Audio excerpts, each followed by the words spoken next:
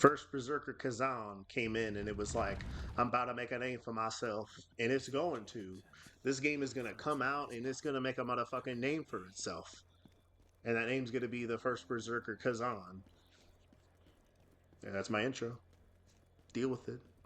But seriously, this game, um, I gotta say, really good.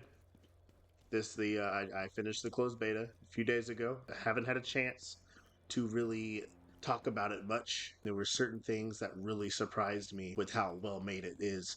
And the first thing I want to say about it is I think the enemies throughout the levels, they really prepare you for the boss, especially during the Viper boss. On your way to it, when you're going to them, you're fighting these different enemies with certain patterns that you're going to be getting used to. And once you get to the Viper boss, you'll notice he'll be throwing out different attacks that are kind of parallel to the smaller enemies. They're just more aggressive and do more damage and stuff like that, but it's very similar attack patterns. It's like the game is training you for that boss, and that is so badass and that is so genius, and I didn't expect the game to be teaching me in a subtle way like that, because I noticed it when I was fighting the boss. I was like, I know these attacks, I've seen these somewhere. And despite that, the crazy thing is, despite it training me, the boss still kicked my ass for like an hour straight. The game is difficult. The game is very difficult, but I don't want them to change that. I really love, and this is a big reason why I loved Lies of P so much, I loved just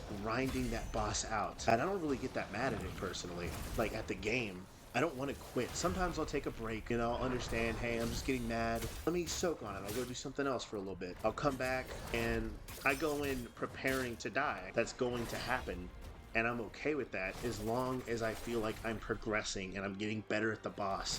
This game, so far, it has that perfect feeling of every time I fight the boss, just about I'm getting closer and closer to beating him. I just need to learn those patterns, know how to deal with everything. And it's so fun and it's so good. And I want to say, another thing I want to say about this game is it's not really, it's a Souls-like, but it's not entirely a Souls-like. It's a hack and slash, just straight up. It's an action game. I wouldn't say it's a full-on, it's not Devil May Cry or Bayonetta or Metal Gear Rising, but it's fast. There's crazy combos you could do. It's I guess it's more aligned maybe Darksiders, but it's really its own thing. It's not like Dark Souls. It really isn't. It's like Dark Souls. I'll explain why it's like Dark Souls. It's like Dark Souls in its level design. It's like Dark Souls in the fact that it's hard. You drop your experience where you die. Although another thing, and it does, that Lies of P did this well, it doesn't drop your souls, or whatever you want to call them in this game. I can't remember what they're called. It doesn't drop your experience in the boss room. It drops it outside, so it's a little less punishing. But the other thing is, like, it has a similar lock-on system. There's a stamina system, you know, stuff like that. That's very Souls-esque. So it's very Souls-inspired, but is it really a Souls-like?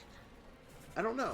I guess there's enough there to consider it a Souls-like, but honestly, I just think of it as a fast-paced action RPG that's super fun to play. Lies of P is a Souls-like. Nobody's gonna deny that. That's a Souls-like. It wears it proudly. That game was like proudly like, I am a Souls-like, but I'm a damn good one. I'm the Souls-like. This game is kind of like, I think it's more like Sekiro. Lies of P was a lot like Sekiro too, and Sekiro isn't really a Souls game. A lot of people consider it to be. Honestly, it's the only Souls game that I've actually beaten, and I know a lot of people think it's the hardest one. I'm so excited. I'm so excited for the first Berserker Khazan. It's so fun. It's well made. It's really well made. I hardly had any performance issues. Honestly, I don't know if I noticed any performance issues. It was just, it ran really well. And by the way, I was playing on PC. Not, what the fuck am I talking about? Jesus. I was playing on PS5. I don't know why I said PC. I was playing on PS5 and it ran like a dream. It ran really well. I didn't notice any glitches, really. I didn't notice any performance issues. It was awesome. And all three bosses it gives you, they're fun. They're super fun. I think the Viper boss was probably my favorite.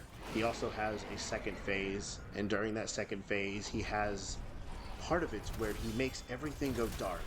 And it's honestly kind of terrifying at first. when I was fighting against it and I was like kind of close to death and he did that and he's like jumping at you from the darkness while lightning flashes right before. It's such a badass spectacle, but God, it was like actually scary. My heart was pumping. And I really don't get scared that easily at video games. Most horror games don't actually like get me. The fact that that was kind of scaring me, it's like, man, this is like bordering on horror. It didn't scare me up to that point, but that part of the boss fight was like, damn, this is too much. That might be it for me gushing about the game. It's really good. I think you should keep this game on your radar. Really look at it. Look at more trailers. See just how high quality it is. There's a lot of people writing this game off as just another Souls-like, and I don't think that's fair. This game isn't just another Souls-like. I think it's something special. It's something badass and actually pretty unique in its own way. So yeah, that's gonna be it. If you liked the video, you could slap my ass, and if you don't like the video, you could slap my ass even harder. And have a good day.